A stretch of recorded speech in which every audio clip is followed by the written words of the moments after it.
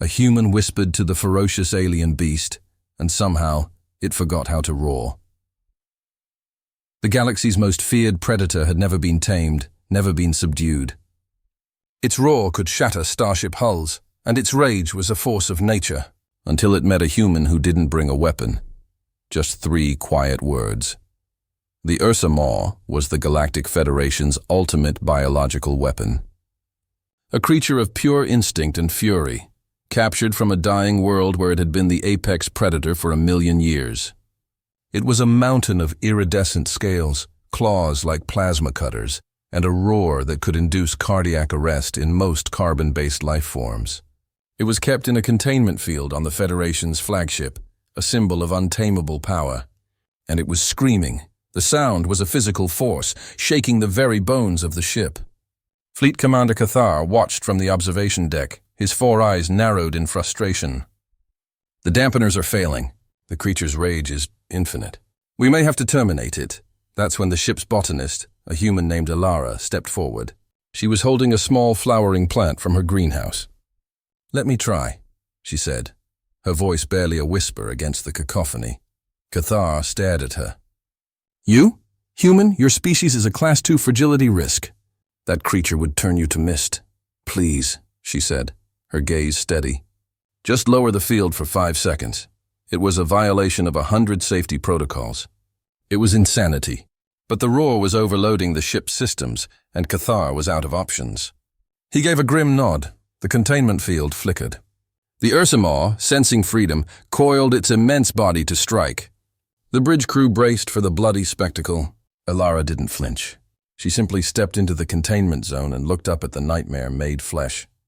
The creature loomed over her, jaws wide enough to swallow her whole, a roar of pure, universe-ending hate building in its chest.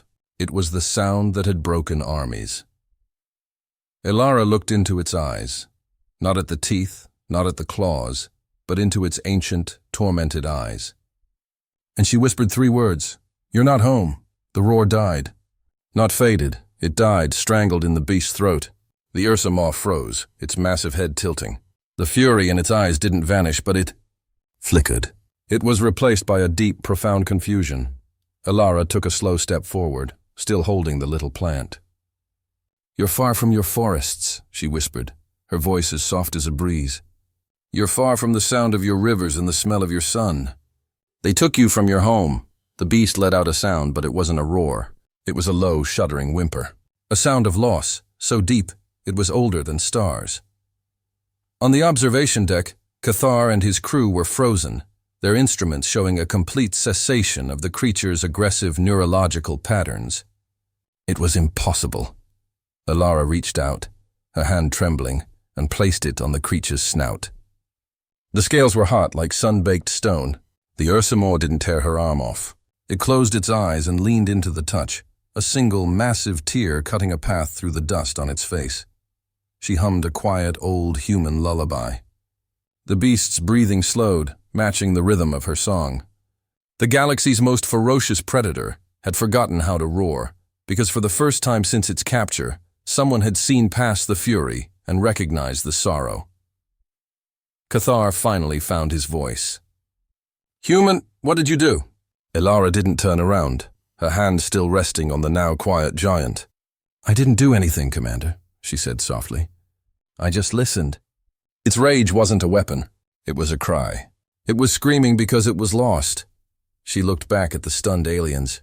"We humans, we know what it's like to be homesick. And we know that sometimes the only answer isn't a louder shout. It's a quieter understanding." The Ursa Maw slept then, a deep, peaceful sleep, for the first time in years. It had been tamed not by force, but by a simple, devastating truth, whispered by the most fragile creature it had ever encountered. What's a place or a memory that feels like home to you, no matter how far away you are? If this story reminded you that even the fiercest exterior can hide a gentle heart, hit like to share the peace, tap save to remember the power of empathy. Repost this, because someone in your life needs to hear that a little understanding can quiet the loudest roar.